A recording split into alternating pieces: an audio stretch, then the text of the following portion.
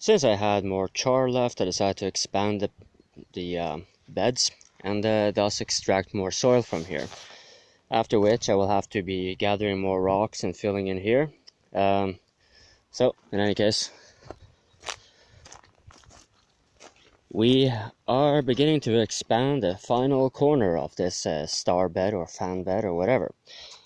Coal is added on the bottom, just like in any other one.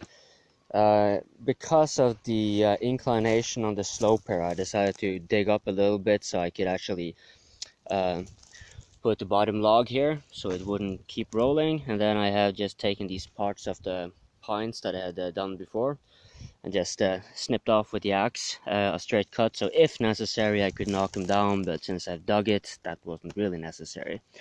Maybe using it on other parts here on the side, so forth.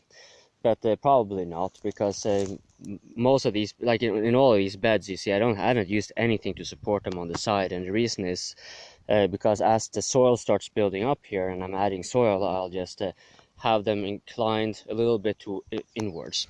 You can see that really, that the logs that are above, they will be leaning a little bit further inwards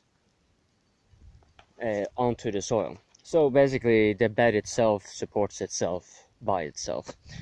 And I'll probably do that here. These pieces here are probably going to need to be rearranged, but you get the general idea.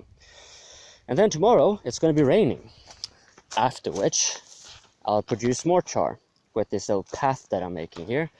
And I had decided to just go straight ahead, but here are some nettles, and nettles are good for a variety of reasons I'll get into another video. So I'm instead going to just veer in here. Here's a big rock. I don't want my scythe to get knocked over by it. This big bastard here. And it's far too big to take away, and I don't think it's necessarily a good idea to do so for the sake of erosion.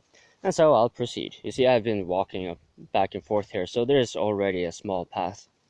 But it won't be a matter of maintenance, and it will be a little bit easier when I start cutting down and mowing down for green manure.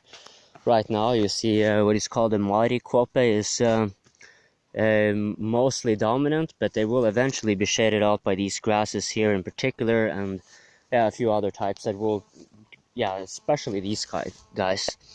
And they make straws that are pretty good for, now they're pretty small, but once they get bigger and you cut them out, you can use they're hollowed out.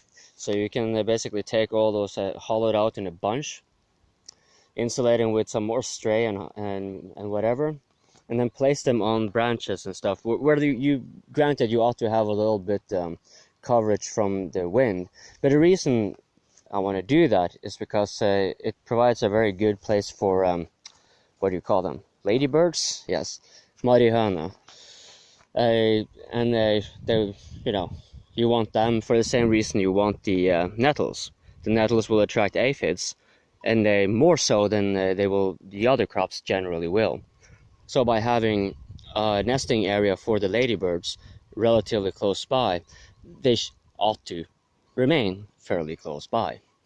That is the general idea, of course. Whether it will work the way I'm thinking of it and have read about it, that is something I'll probably only find out by next year. But yeah, expansion, expansion, expansion. Damn, what a lovely day it is today. Though it's quite hot and difficult to do any meaningful work in speed because of overheating.